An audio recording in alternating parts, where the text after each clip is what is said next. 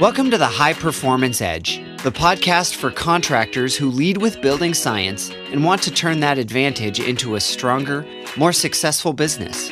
Whether you're in HVAC, insulation, solar, or home performance, we dig into strategy, sales, marketing, operations, hiring, and customer service approaches that power stable, more profitable companies. Hear from top contractors and industry experts as we explore what it takes to thrive as a very different kind of contractor. Here's your host, founder and CEO of Energy Circle, Peter Troast.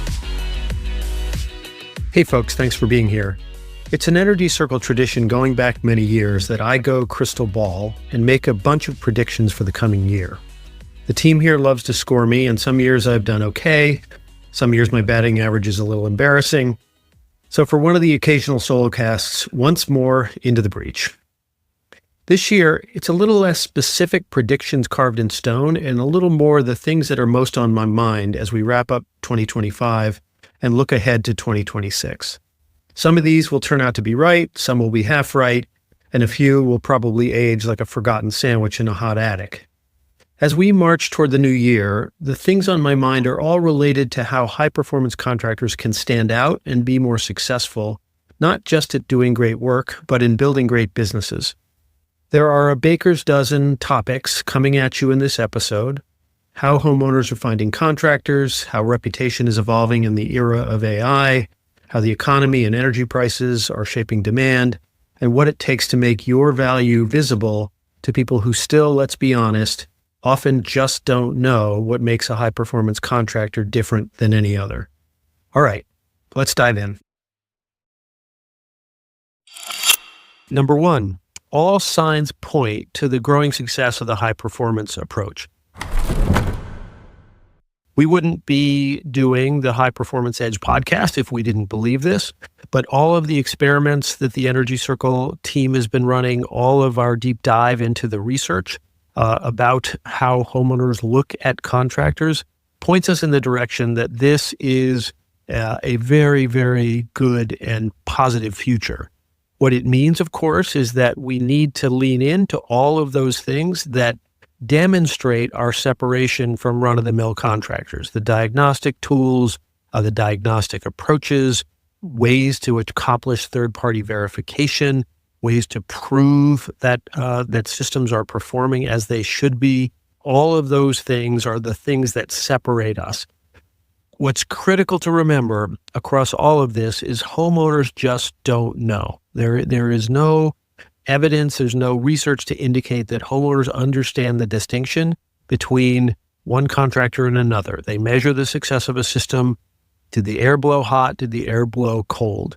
Then again, we also know that there is an appreciation for quality work once they understand the difference. So that puts an obligation on all of us to educate, to build a steady drum of what high-performance contracting means. The choice to differentiate starts with how well you tell the story of your company, and the primary vehicle for this is your website.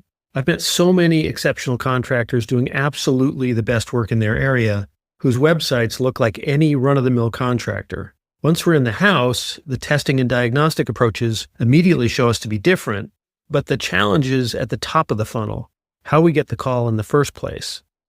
Doing a good job with that story before you're face-to-face is how you help homeowners get past not knowing the difference, and also has the benefit of weeding out the price shoppers and tire kickers. All right, number two, economic conditions are going to be hard for us for the foreseeable future. The consumer confidence indices that we look at on a daily basis show a general malaise that continues to be problematic.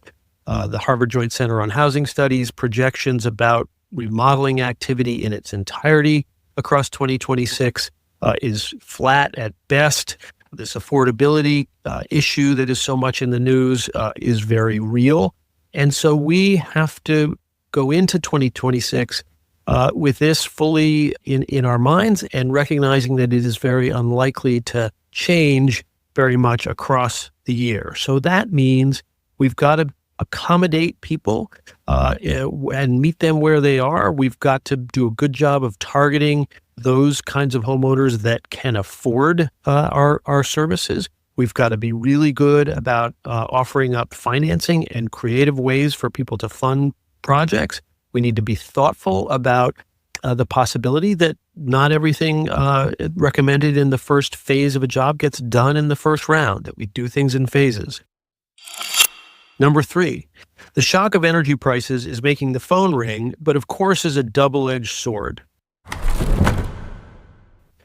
Energy prices are, without a doubt, in most parts of the country, rising incredibly rapidly, getting a ton of attention, and people are understandably angry and somewhat paralyzed about what to do about it. There's a lot of anger being directed towards utilities, especially towards data centers, and I don't think the issue is going to go away in terms of its presence in the news. This historically has not necessarily been a bad thing. Back in the 08-09 crisis, it was actually a pretty good time, especially for insulation companies, because of the association that a lot of homeowners make between energy efficiency, the process of reducing their energy costs, and insulation as the solution to that. So the challenge, of course, is that we've got to get beyond just the building envelope opportunity here and talk about everything else. And it's a double-edged sword with respect to heat pumps, right? You're asking someone to switch their heating system from some fossil fuel over to electricity. Electricity prices are really high, and that is a bit of a disconnect. But it's on people's minds, and the phone is ringing because people are up in arms about energy prices. We are uniquely qualified to take the homeowner's side in this quest for doing something about these rising costs. Number 4, the homeowner path to finding good contractors will get even more messy and complex. This point is really about the rising role of AI in search. And so while Google remains dominant, the Google new features that they have added in the forms of AI overviews and AI mode mean that the presence of AI sourced information is ever more present when a homeowner is sitting down to the task of finding a contractor or doing investigative work about the possibility of a heat pump or whatever the product is that they are looking for. This will be central to everything that happens over the course of the next year and will probably get even more complex as some of the other AIs, whether it's ChatGPT or Perplexity or even Claude, from Anthropic, become more utilized as search engines. And so there are ways to handle this. The traditional systems of search engine optimization and tactics around that will continue, but added to that now are some nuanced new approaches to generative engine optimization, GEO, and answer engine optimization, AEO. These things are increasingly important to how we assure that we are appearing in various searches of all different kinds. What is central to this all along is this concept of EAT, E-E-A-T, experience, expertise, authoritativeness, and trust. And all of those things are very central to how we as high-performance contractors present ourselves to the world. And so it can be very simple if we think about it in that way, providing that kind of expertise, that kind of experience from an authoritative place and from a place of trust. If we can do that and make sure that our content is spread well across the internet, we can achieve the goal of gaining presence regardless of whether that search comes through one of the AI engines or triggers an AI overview or whatever it may be.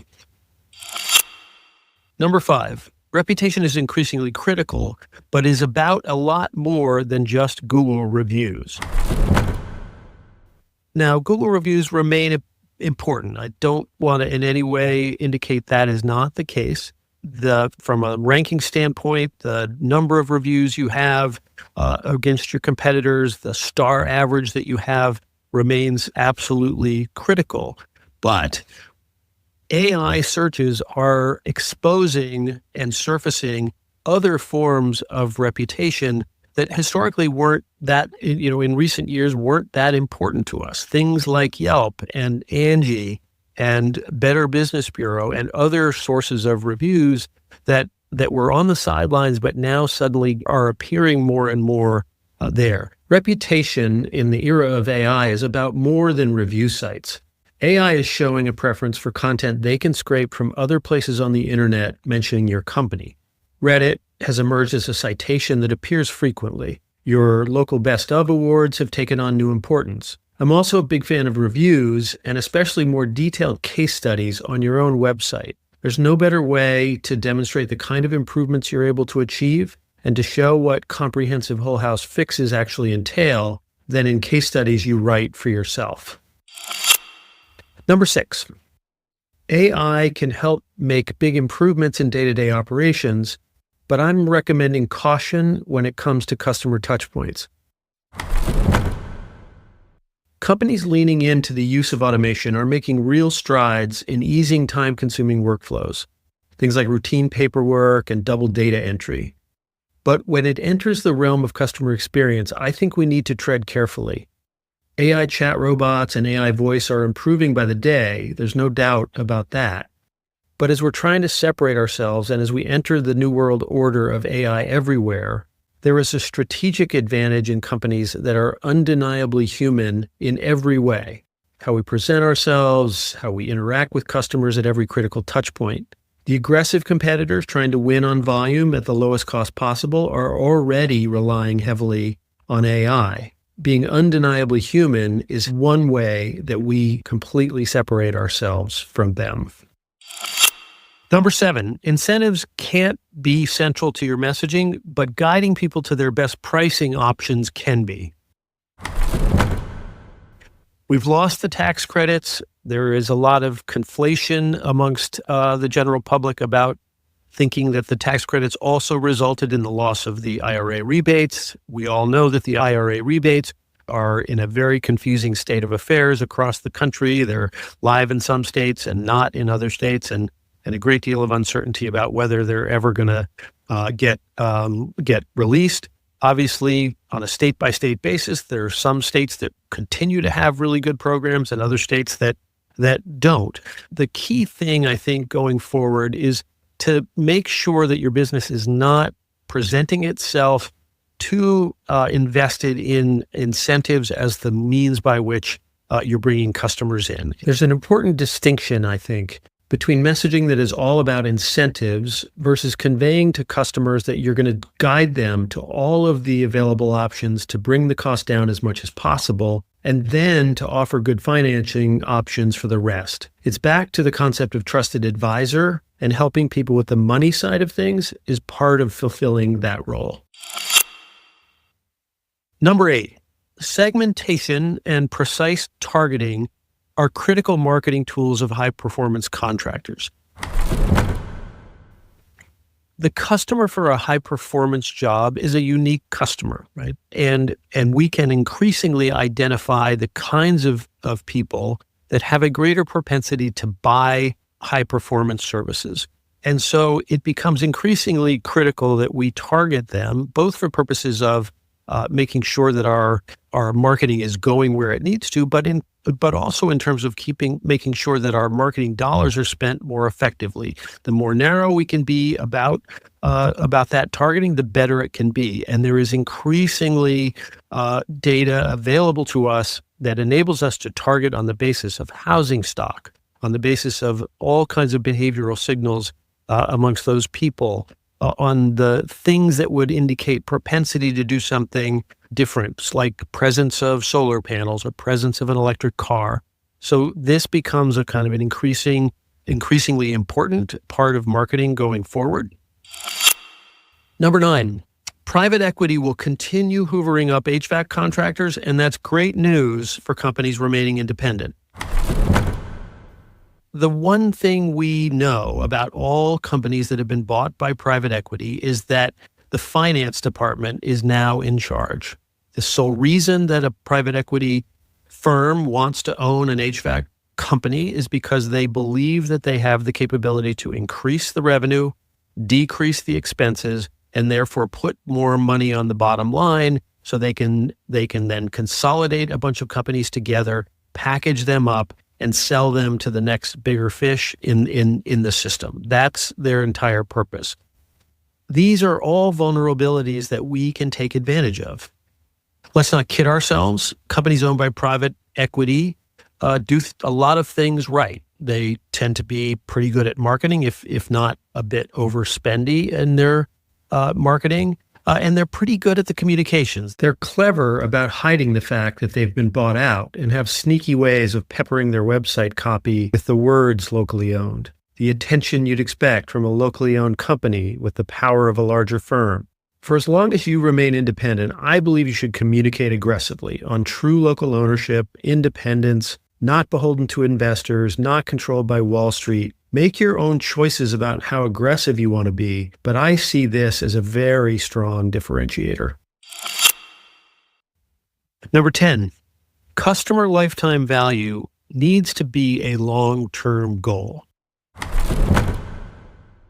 Now look, clearly not everyone can be like Hal Smith of Halco in upstate New York, who has leaned into this customers for life concept by having an array of service offerings that is unlike anything anywhere else. So he has everything in the toolbook that you would ever want to be able to sell to a homeowner. That's not realistic, at least in the short term, for lots of companies. And yet, on the other extreme, especially companies that are in the building envelope only space, the mindset inherently gets to a one and done, that you have no real expectation after doing an attic air sealing and an insulation job that you would ever get back into that kind of customer. And that makes for a very difficult business model because the cost of acquiring a new customer is inherently very high. So especially for companies that are making the move into the mechanical side, into heat pumps, we need to recognize that there is an expectation of an ongoing relationship there, and we need to be thinking about the addition of new services and the evaluation of the possibility of new services from the standpoint of whether or not that helps us build a customer lifetime value that is a lot more meaningful long-term than just a single job. Number 11. In honor of Rob Reiner, this one goes to 11. Slowly but surely, the message that the trades offer a great career is taking hold, and the current labor market favors us. It's an especially difficult job market for young people right now, given the state of the economy. More people from more backgrounds and walks of life are looking at the trades. What very few people understand is the distinction of the high-performance trades, how lucrative it can be, and how interesting building science is. We need to be more aggressively communicating these differences. Number 12. Electrification isn't for everyone, but for the right customer, it makes for great jobs. We know that the unique customer that is motivated by climate-related issues to electrify their home and to remove the fossil fuels continues to be a pretty small niche, but it's not so small that it isn't driving significant businesses in certain markets. And so to the extent that you have those kinds of highly educated consumers that are motivated by climate change in your service area, leaning into those can be very, very effective. These are good jobs, they're comprehensive jobs, and high-performance contractors are uniquely qualified to deal with them in a comprehensive way. For a baker's dozen, number 13, diagnostic approaches and tools will continue to evolve. For the last few years, there's been a healthy discussion in the industry about the role of the energy audit. Many companies have decided that the rigid approach of a set and very specific audit as the first step in the process isn't always called for. Yet testing the home is central to the high-performance approach, and we all recognize the power of the customer impact when we pull out the blower door and infrared camera. New tools give us the ability to more thoroughly test, like Amply for load calculations or the TrueFlow grid for airflow, and any number of easy-to-use energy modeling softwares. Exactly when in the process to insert these diagnostics and whether to label the assessment or just show up at the home and do it are ongoing discussions that we'll be covering more on the podcast in future episodes.